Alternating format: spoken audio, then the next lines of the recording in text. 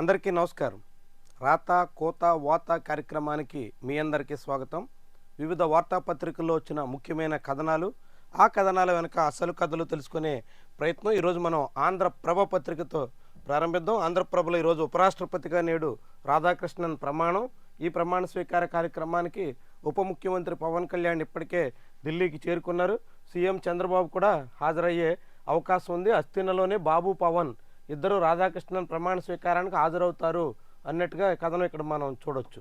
మీరే నా టీం, ప్రభుత్వ విజయాల్లో మీరే కీలకం అంటూ నిన్న ట్రాన్స్ఫర్ అయినటువంటి 12 జిల్లాల కలెక్టర్లతో ఆయన మాట్లాడారు. తూర్పుగోదావరికి కీర్తి చేకూరి, పల్నాడు జిల్లాకు కృతికా శుక్ల, నెల్లూరు జిల్లాకు హిమాంశు శుక్ల, కర్నూలు జిల్లాకు డాక్టర్ ఏ సిరి, సత్యసాయి జిల్లాకు శ్యామ్ ప్రసాద్. మొత్తంగా రాష్ట్రంలో 26 జిల్లాలుంటే అందులో 1/3 33% మహిళలకు కేటాయించినట్టుగా రాష్ట్ర ప్రభుత్వం చెప్పింది. ఇప్పటికే చాలా జిల్లాల్లో మహిళా కలెక్టర్లు ఉన్నారు. ఇప్పుడు కొత్తగా మరొక 3 మహిళలను జిల్లాల కలెక్టర్లుగా నియమించినట్టుగా చెప్తున్నారు. 15, 16 తారీఖుల్లో కలెక్టర్లతో కాన్ఫరెన్స్ ఉంది. 18వ తారీఖు నుంచి అసెంబ్లీ సమావేశాలకు ముందుగా కలెక్టర్ల కాన్ఫరెన్స్ని సీఎం నిర్వహించబోతున్నారు. నిన్న 12 కలెక్టర్లు, కొత్తగా నియమితులైనటువంటి కలెక్టర్లతో ఆయన వీడియో కాన్ఫరెన్స్లో మాట్లాడినటువంటి దృశ్యం ఇది. ఇక ఉత్తరాంధ్ర సుజల స్రవంతికి 2000 కోట్లు, నీటి కటకట మాటే రావద్దు. చాలా దీర్ఘకాలంగా పెండింగ్లో ఉన్నటువంటి ప్రాజెక్టులు, వీటన్నిటిని పూర్తి చేయడానికి ఎప్పటికప్పుడు మాటలు చెబుతూ కేటాయింపులు మాత్రం అరకొరగా చేస్తూ సరిపెట్టేస్తూ ఆయా ప్రాంతాల్లో సాగునీటి ఎద్దటిని ఇప్పటికీ కొనసాగిస్తున్నటువంటి పరిస్థితి చూస్తున్నాం. ఇప్పుడు నిన్న జలవనరుల శాఖ సమీక్షా సమావేశంలో చంద్రబాబు ఆయా ప్రాజెక్టుల మీద శ్రద్ధ పెట్టండి అంటూ ఆర్డర్ ఇచ్చారు. కానీ ఆర్డర్ కాకుండా నిధులు ఇస్తే ముందుకెళ్లేదానికి అవకాశం ఉంటుంది. మనోళ్ళు వచ్చేసారు. నేపాల్ నుంచి సురక్షితంగా స్వస్థలాలకు రాక ఫలించిన మంత్రి లోకేష్ చొరవ. వాస్తవానికి మంత్రి లోకేష్ మంచి కృషి చేశారు. ఆయన చాలా శ్రద్ధ పెట్టారు. తన పార్టీ సభకు కూడా వెళ్లకుండా పూర్తిగా అధికారిక వ్యవహారాలకి పరిమితం అయ్యారు. కానీ అక్కడ జరిగింది ఏంటంటే, నేపాల్లో చిక్కుకున్నటువంటి భారతీయుల్లో ఏ ఒక్కరికి హాని జరగలేదు. మొత్తం భారతీయులందరూ చాలా సురక్షితంగా తిరిగి వచ్చారు. మొత్తం నేపాల్లో ఈ ఘర్షణల సమయంలో అక్కడ చిక్కుకున్నటువంటి వాళ్ళు 3,800 మంది ఉన్నారు.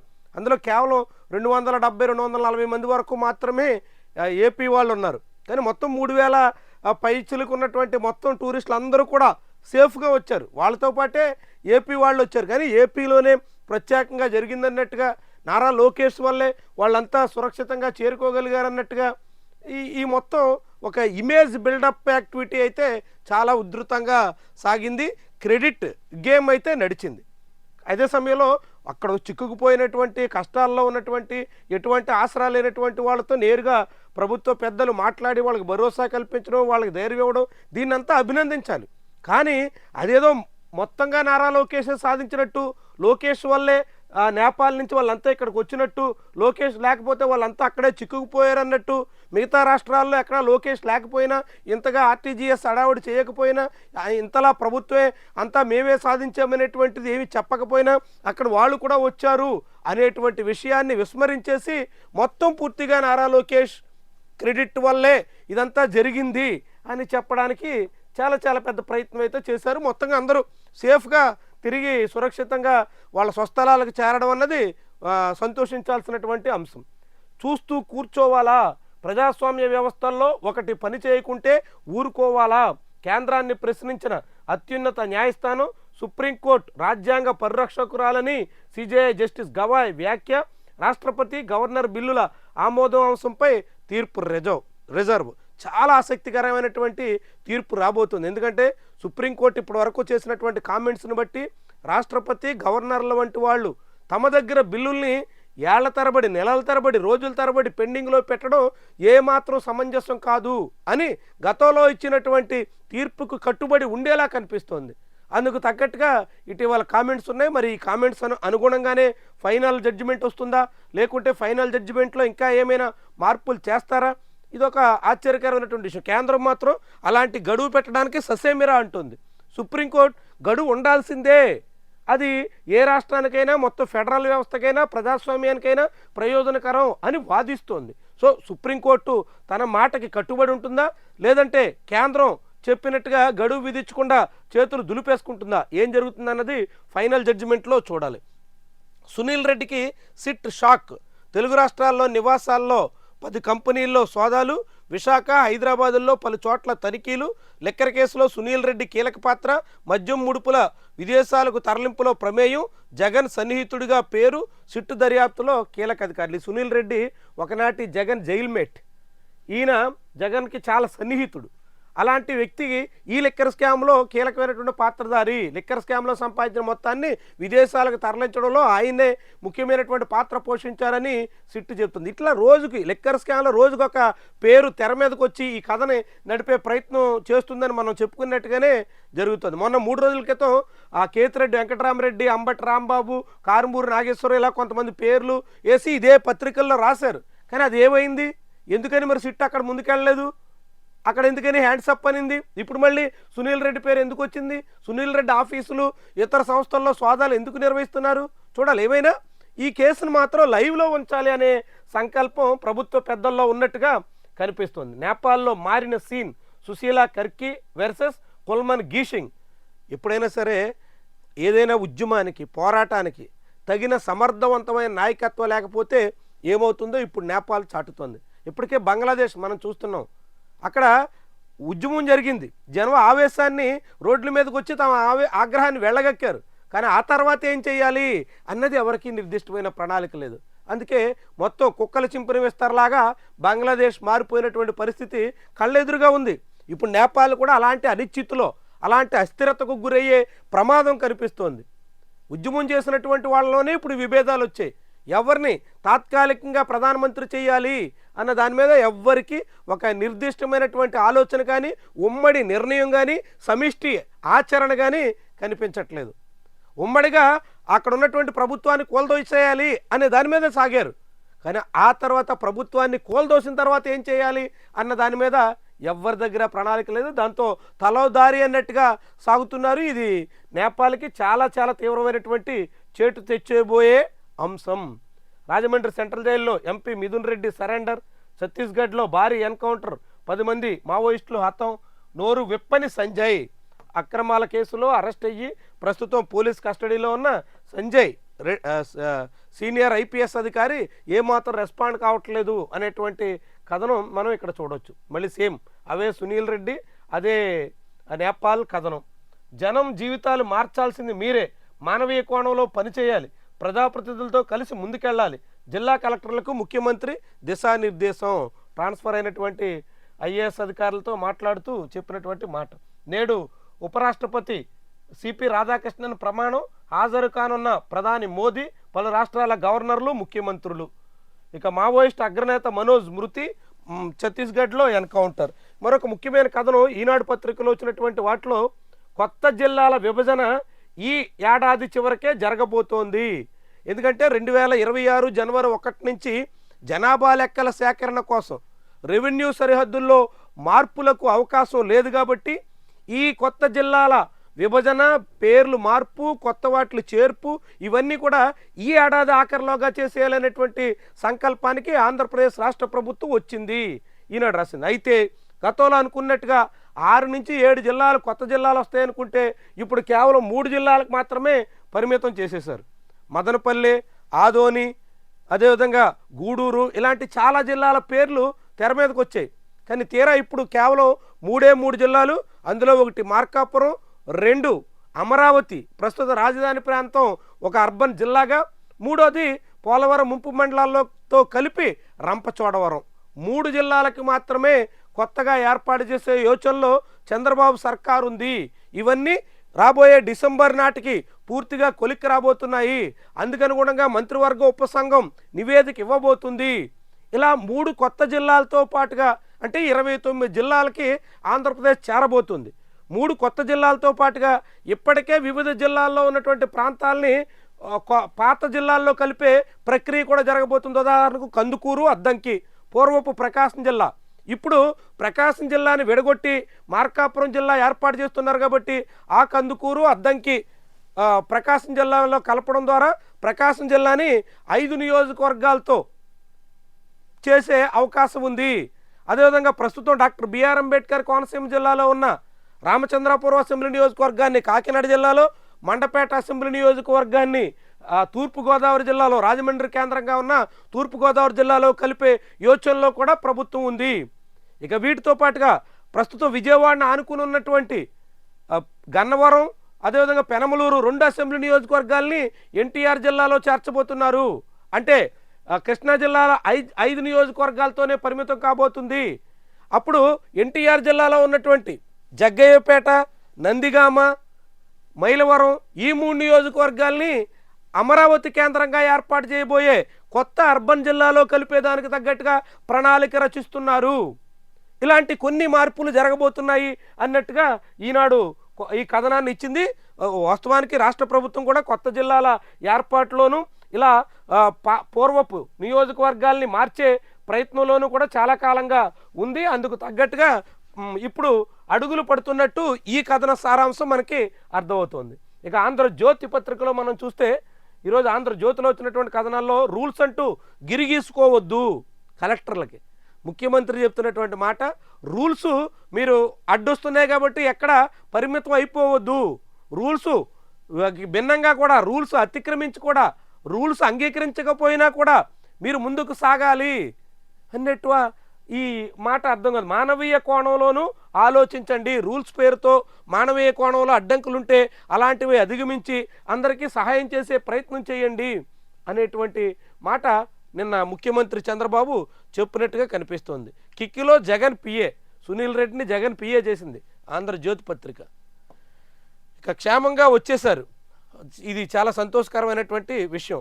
12 జిల్లాలకు కొత్త కలెక్టర్లు. ట్రంప్ సన్నిహితుడు చార్లీ కిర్క్ హత్య. యుఎస్లో పరిస్థితులు ఎట్లా ఉన్నాయో ఆఖరికి ప్రెసిడెంట్కి కావలసినటువంటి వాళ్ళు కూడా ఎవరిని ఉపేక్షించడం లేదు.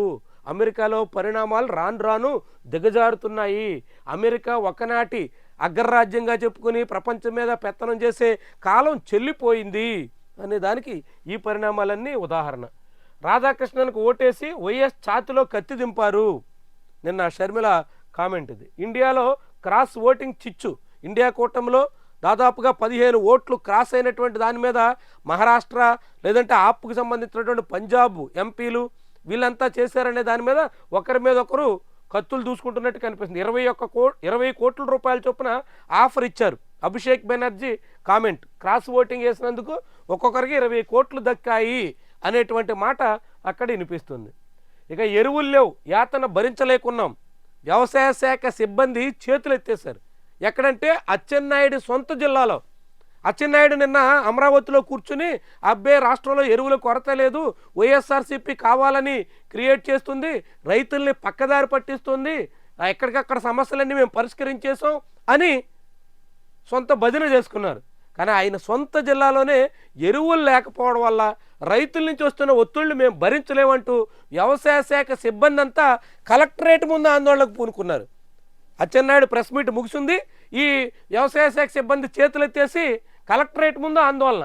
రాత్రివేళ శ్రీకాకుళం కలెక్టరేట్ను ముట్టడించిన 400 మంది విలేజ్ అగ్రికల్చర్ అసిస్టెంట్లు తీవ్ర అవమానాలు, దుర్భాషలు ఎదుర్కొంటున్నామని ఆవేదన. టీడీపీ నేత మాట కాదన్నారని చంటిబిడ్డ ఉన్న ఉద్యోగికి దూరంగా డిప్యుటేషన్ ఇచ్చేశారు. వాళ్ళ ఆందోళన చూడండి. ఎరువులేమో చాలా నామమాత్రంగా సరఫరా అవుతుంది. వాటిని సర్దుబాటు చేయడం ఆ సిబ్బందికి తలకు మించిన భారంగా మారిపోయింది. అలాంటి సమయంలో అధికార పార్టీ నేతల ఒత్తిళ్లు పెరిగాయి. అధికార పార్టీ నేతల ఒత్తిళ్లు అంగీకరించకపోతే రైతులకే ముందు వరుస క్రమంలో అందరికీ అందిస్తామని చెప్తే ఆ సిబ్బందిని డిప్యుటేషన్ పేరుతో యథేచ్ఛగా వేధించే ప్రక్రియ నడుస్తోంది. దీంతో వ్యవసాయ శాఖ సిబ్బంది అంతా కూడా ఇప్పుడు పల్లె స్థాయిలో క్షేత్రస్థాయిలో పనిచేసేటోళ్ళంతా మేము ఈ పనులు చేయలేము నాయనో అని కలెక్టరేట్ ముందు మొరపెట్టుకోవాల్సిన పరిస్థితి వచ్చింది. ఇది వ్యవసాయ శాఖ మంత్రి సొంత జిల్లాలోనే. దీనికి ఏమంటారు ఆయన? ఎంత విడ్డూరం అంటే సమస్య ఉంది అని అంగీకరించడం, సమస్యను సర్దుబాటు చేయడం, సమస్య ఉంది కాబట్టి సహకరించండి అని రైతులకి అప్పీల్ చేయడం వేరు. కానీ వాస్తవానికి సమస్య ప్రభుత్వమే సృష్టించింది కాబట్టి సమస్య లేదని కవరప్ చేసే ప్రయత్నంలో ఉంది. ఎరువులకి అసలు కారణం 1,00,000 మెట్రిక్ టన్నుల ఎరువులు కేటాయింపు తగ్గిపోయింది. యూరియా 1,00,000 మెట్రిక్ టన్నులు 1,00,000 మెట్రిక్ టన్నుల యూరియా కేటాయింపే తగ్గిపోతే ఇక ఎంత సమస్య అవుతుంది, ఎంత స్కేర్సిటీ వస్తుంది, రైతుల్లో ఎంత అలజడి రేగుతుంది. అన్నదాతకు అవసరమైనప్పుడు యూరియా దొరకకపోతే పంట ఏమవుతుందో అనేటువంటి భయంతో చంటి బిడ్డలాగా తన సొంత పంటను చూసుకునేటువంటి కర్షకుడు ఎంత కష్టపడాల్సి వస్తుంది, ఎలా కన్నీరు పెట్టాల్సి వస్తుంది, అవన్నీ ఇప్పుడు జరుగుతున్నాయి. కానీ ప్రభుత్వం మాత్రం సమస్య లేదన్నట్టుగా కవరప్ చేసే ప్రయత్నంలో ఇట్లా కూటమి చాలా ఇబ్బంది పడుతున్నాం, కూటమి ప్రభుత్వంలో యూరియా దొరకకపోతే చచ్చిపోతా. ఇది కూడా సేమ్ అదే అచ్చెన్నాయుడు సొంత జిల్లాలో టెక్కలి ప్రాంతంలో వజ్రపు కొత్తూరు మండలంలో రైతు ఆత్మహత్య కేవలం యూరియా కోసం. అంటే ఎంత వైఫల్యం, ఎంత చేతగాంతనం, ఇంత రైతులకు ధైర్యం చెప్పి భరోసా కల్పించి మేము ఉన్నాం, మీరు కంగారు పడకండి, ఇంతంత ఇస్తాం, ఎట్టెట్టు ఇస్తాం అని ఒక చెప్పే సామర్థ్యం కూడా ఈ ప్రభుత్వానికి లేదా? ఇంతగా ఇలా రైతుల్ని మొత్తం గుడి వెనక గూడు పుటాని ముఖ్య నేత సహకారంతో ఉత్తరాంధ్రకు చెందిన ఇద్దరు, కృష్ణా జిల్లాకు చెందిన ఓ టీడీపీ నేత పన్నాగం, ఎన్టీఆర్ జిల్లా నారికెంపాడులో 1036 ఎకరాల దేవుడు భూమి నిషేధిత జాబితా నుంచి తొలగింపు.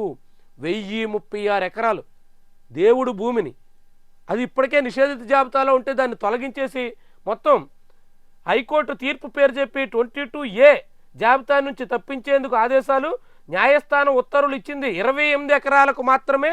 అయినా కానీ 1036 ఎకరాలకి కోర్టు కొద్దిమేర ఆ 28 ఎకరాలకి మినహాయింపిస్తున్నామని చెప్తే ఆ ఆర్డర్ను పట్టుకుని మొత్తం 1036, 28 ఎకరాలు ఎక్కడ, 1036 ఎకరాలు ఎక్కడ, ఎంతగా కొల్లగొట్టేసే పనిలో ఉన్నారో చూడండి. మొత్తం చాలా పెద్ద భూ దందా నడుస్తుంది అన్నట్టుగా సాక్షి పత్రిక రాసింది. దేవుడు భూములకు ధర్మకర్తగా ఉండాల్సిన ప్రభుత్వమే వాటిని దారాదత్తం చేసేలా ఆదేశాలు ఇచ్చింది. వారసత్వంగా వస్తున్న మాన్యాన్ని కాపాడాల్సిన సర్కారే దగ్గరుండి దోచుకునే అవకాశం కల్పిస్తుంది.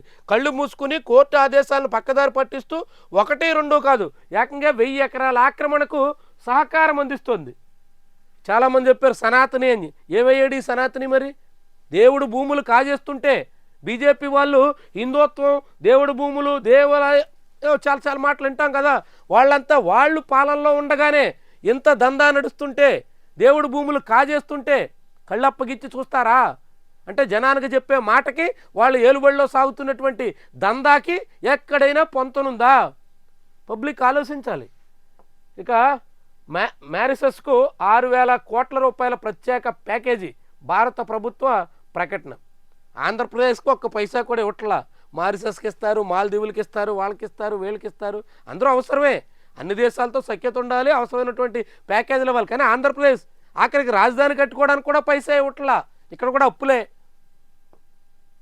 సాక్షిపై కొనసాగుతున్న కక్ష సాధింపు. తాడేపల్లి పోలీసుల ఎదుట విచారణకు హాజరైన ఎడిటర్ ధనంజయ రెడ్డి, పాత్రికేయులు విశ్వనాథ్ రెడ్డి, ఆయనతో పాటుగా వడ్డాది శ్రీనివాస్. సాక్షిని ఏదో రకంగా కట్టడి చేయాలనేటువంటి ప్రయత్నంలో ప్రభుత్వం ఉన్నదానికి ఇదొక కొనసాగింపు. అరటి రైతు ఆర్తనాదం. తాజాగా టన్ను 3000కు పతనమైన G9 రకం. చాలా సమస్యాత్మకంగా మారుతున్నటువంటి అరటి కూడా. మోకాళ్లపై కూర్చోబెట్టి దండన. వైఎస్ఆర్సీపీ కార్యకర్తపై జనసేన శ్రేణుల దాడి. పవన్ కళ్యాణ్నే విమర్శిస్తావా అంటూ ఇంట్లో బీభత్సం. ఎలాంటి అరాచకం జరుగుతుందో చూడండి. ముఖ్యంగా గోదావరి జిల్లాల్లో దళితుల మీద, కృష్ణా జిల్లాల్లో వైఎస్ఆర్సీపీ అయితే చాలు ఎవరిని కూడా వదిలిపెట్టకుండా ఎలాంటి వేధింపులకు పాల్పడుతున్నారో చూడండి. మోకాళ్ళు వేయించి క్షమాపణ చెప్పించే పరిస్థితి వచ్చిందంటే సరిగ్గా ఇదే మంగళగిరిలో పవన్ కళ్యాణ్ని అప్పుడు నారా లోకేష్ని ఏదో అన్నారని పాలేటి కృష్ణవేణి ఆమె భర్తను కూడా ఇదే తరహాలో వేధించారు. ఇప్పుడు మచిలీపట్నంలో ఎంతటి అరాచకం నడుస్తుంది. కృష్ణా జిల్లా మంగినపూడిలో పోలీసుల సమక్షంలోనే వైఎస్ఆర్సీపీ కార్యకర్త గిరిని మోకాళ్ళపై కూర్చోబెట్టి క్షమాపణ చెప్పిస్తున్న దృశ్యం. పోలీసులు అంటే ఆంధ్రప్రదేశ్ పోలీసు వ్యవస్థ ఎంతగా దిగజారిందో, ఎలాంటి బరి తెగింపుతో నడుస్తుందో చూడండి. ఏమనాలి దీన్ని? పవన్ కళ్యాణ్ ఎవరు విమర్శించకూడదా? డయేరియా వైద్య శిబిరాల్లో కాలం చెల్లిన మందులు ఇంకెంత దారుణమో చూడండి. అసలు ఆఖరికి డయేరియా రాకుండా కాపాడాల్సినటువంటి ప్రభుత్వం తాగినంత సురక్షితమైనటువంటి తాగునీటిని సరఫరా చేయకుండా జనాన్ని డయేరియా బారిన పడేస్తుంది. పోనీ డయేరియా బారిన పడ్డారు, కోలుకోవడానికి మంచి వైద్య సహాయం అన్న అందిస్తున్నారంటే కాలం చెల్లిన మందులతో వాళ్ళని తీవ్రంగా మరిన్ని కష్టాల్లోకి నెట్టేసే ప్రయత్నం చేస్తున్నారు. ఎలాంటి పరిస్థితుల్లో ఆంధ్రప్రదేశ్ వ్యవహారం నడుస్తుందో చూడండి. ఇవన్నీ ఉదాహరణలు. ప్రభుత్వం మళ్ళీ అబ్బెబ్బదేవి లేదు అని ఖండించే చేతులు దులుపుకునే పరిస్థితి వస్తుంది. కేంద్రం కుట్రలు తిప్పికొట్టండి, ఉక్కును ప్రైవేటు పరం చేసేందుకు ఈఓఐల పేరిట ముక్కలు ముక్కలుగా విభజన.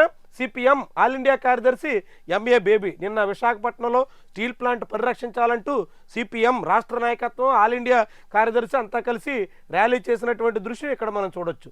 సమర్థ నిర్వహణతోనే నీటి భద్రత, జలవనరుల శాఖ సమీక్షలో చంద్రబాబు, ప్రమాదంలో ప్రజాస్వామ్యం అంటూ బివి రాఘవులు కామెంటు ఇక్కడ చూడొచ్చు. విజయవాడలో అతిసార విజృంభణ, 122కి చేరిన కేసులు. అతిసార కంట్రోల్ చేయలేరు, అతిసారతో పీడితులు అనేటువంటి వాళ్ళకి తగిన వైద్యం కూడా అందించలేరు. ఇంకెక్కడి ప్రభుత్వం విజను, ఇంకా రియల్ టైం గవర్నెన్స్ ఏమనాలా? ఆర్థిక భారం పడకూడదనే ప్రైవేటుకు వైద్య కళాశాలలు. ఆర్థిక భారం పేరుతో వైద్యాన్ని ప్రైవేటు పరం చేస్తే ఏమవుతుందో అలాంటి ఉదాహరణలన్నీ మనకు కనిపిస్తాయి. ఆఖరికి విజయవాడ నగరం చంద్రబాబు పరిపాలన కేంద్రంగా ఉన్నటువంటి ప్రాంతంలో అతిసార పీడితులు. గత ఏడాది అనేక చోట్ల అతిసారం డయేరియా వ్యాపించి 10ల సంఖ్యలో ప్రాణాలు పోయాయి. ఇప్పుడు మళ్ళీ సీను రిపీట్ అయిపోతుంది. ప్రభుత్వం ఏం కట్టడి చేస్తున్నట్టు, ఏం అదుపు చేయగలుగుతున్నట్టు? పైగా మెడికల్ కాలేజీలన్నీ ప్రైవేటు పరం. మెడికల్ కాలేజీలు ప్రైవేటు పరం వద్దంటూ విద్యార్థుల ఆందోళనకు సంబంధించినటువంటి కథనం కూడా చూడొచ్చు. బీచ్ అండ్ అదానీకే. జగన్మోహన్ రెడ్డి హయాంలో ఆంధ్రప్రదేశ్ని అదానీ ప్రదేశ్గా మార్చేస్తున్నారు అంటూ చంద్రబాబు, పవన్ కళ్యాణ్ ఇద్దరు విమర్శించారు. ఇప్పుడు వీళ్ళు ఏం చేస్తున్నారు?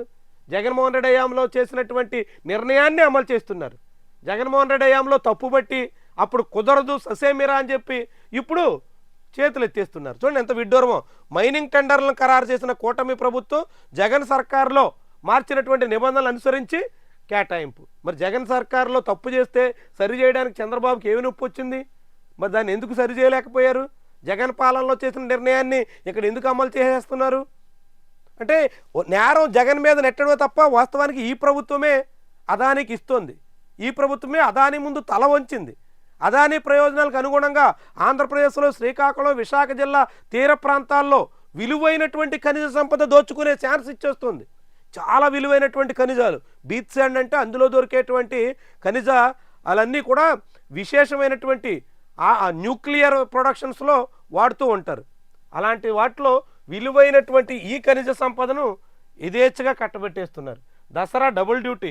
ఒక ఉద్యోగికి ఒకే రోజు ఒకే షిఫ్ట్లో 2 ప్రాంతాల్లో విధులు. ఎలాంటి తీరిన వ్యవహారం ఉందో చూడండి. డబ్బులు ఇచ్చి నాపై దుష్ప్రచారం. ఎవరంటే కేంద్ర మంత్రి నితిన్ గడ్కరీ వాపోతున్నారు. ఒకప్పుడు పెయిడ్ ప్రమోషన్ అనేది వాళ్ళు ప్రమోట్ చేసుకోవడానికి ఇచ్చేటువంటి వాళ్ళు. ఇప్పుడు వాళ్ళని ప్రమోట్ చేసుకోవడం పెయిడ్ వ్యవహారమే. ఇప్పుడు ఎదుటి వాళ్ళ మీద బురద జల్లడం కూడా పెయిడ్ వ్యవహారమే అని గడ్కరీ వాపోతున్నారు కేంద్ర మంత్రి. మరి ఇంకేమనాలి దీన్ని? రాజధానిలో ప్రపంచ బ్యాంక్ ఏడీబీ బృందం పర్యటన. ప్రపంచ బ్యాంక్కి ఏడీబీకి ఆంధ్రప్రదేశ్లో రాజధాని నిర్మాణ విషయంలో వాళ్ళ గ్రీన్ సిగ్నల్ ఎందుకు? అంటే వాళ్ళు అప్పులు ఇస్తున్నారు కాబట్టి అప్పులు ఇచ్చినటువంటి వాడి పెత్తనం మన రాజధానిలో ఎలా నడుస్తుందో చూడండి. రాజధాని ఆంధ్రప్రదేశ్ది. ఆంధ్రప్రదేశ్ ప్రజల కోసం కడుతున్నాం అని చెప్తున్నారు. కానీ ప్రపంచ బ్యాంకు, ఏషియన్ డెవలప్మెంట్ బ్యాంక్ వచ్చి పరిశీలించుకుని వాళ్ళకి నచ్చినట్టుగా, వాళ్ళకి కావలసినట్టుగా వాళ్ళకి ఎలా ప్రణాళిక రూపొందిస్తారో దానికి అనుగుణంగా కట్టే దిశలో వ్యవహారం నడుస్తుంది. అంటే ఇప్పుడు రాజధాని ఆంధ్రప్రదేశ్ ప్రజల కోసం కడుతున్నట్ట, ప్రపంచ బ్యాంకు ఏడీబీ ఆదేశాలకు తగ్గట్టుగా కడుతున్నట్ట? చాలా చాలా విడ్డూరం. డిప్యూటీ సీఎం పవన్ కళ్యాణ్ బాపట్ల పర్యటన రద్దు. బాపట్ల మంగళగిరి నుంచి ఎంత దూరం ఉంటుందండి? మహా అయితే రోడ్డు మార్గంలో వెళ్తే గంట. కానీ ఆయన హెలికాప్టర్కి వాతావరణం బాగాలేదు అనే కారణం చెప్పి ఒక సాకుగా చూపించి ఉప ముఖ్యమంత్రి పర్యటనలకు దూరం అయిపోతున్నారు. వాస్తవానికి ఆయన ఆంధ్రప్రదేశ్కి ఇస్తున్న సమయమే చాలా తక్కువ. ఏపీలో ఆయన అరకొరగానే ఉంటున్నారు. అప్పుడప్పుడు చుట్టపు చూపుగా వచ్చిపోతున్నారు. ఇప్పటికే హైదరాబాద్ వాసిగానే పవన్ కళ్యాణ్ ఉన్నారు. అలాంటి ఉప ముఖ్యమంత్రి బాపట్లలో అటవీ అధికారులకు సంబంధించినటువంటి కార్యక్రమంలో పాల్గొనేదానికి వెళ్లాల్సి ఉంటే కేవలం వాతావరణం సహకరించలేదనేటువంటి కుంటి సాగు చెప్పి చేతులు దులుపుకున్నారంటే ఏమనాలా? గంట ప్రయాణానికి హెలికాప్టర్ వాడతారా అంటూ జగన్మోహన్ రెడ్డిని నిందించినటువంటి పవన్ కళ్యాణ్ ఈయన. ఆ గంట ప్రయాణానికి హెలికాప్టర్ అందుబాటులో కుదరట్లేదు కాబట్టి ఏకంగా టూరే క్యాన్సిల్ చేసుకున్నారు. ఎంత విడ్డూరమైనటువంటి రీతిలో ఉప ముఖ్యమంత్రి తీరుందో చూడండి. ఇవి ఈరోజు ముఖ్యమైన కథనాలు. ఆ కథనాల వెనక అసలు కథలు, వార్తల వెనక వాస్తవాలు. ప్రతిరోజు ఇదే రీతిలో ఉదయం 8 గంటల నుంచి రాత కోత వాత పేరుతో మనం ఈ కార్యక్రమం నిర్వహిస్తున్నాం. ఖచ్చితంగా ఫాలో అవ్వండి. మీ అభిప్రాయాన్ని కామెంట్ రూపంలో తెలియజేయండి. దాంతోపాటుగా ఛానల్ని సబ్స్క్రైబ్ చేయడం, ఈ వీడియోని మీరు లైక్ చేయడం మాత్రం మర్చిపోకండి. Thank you very much for watching.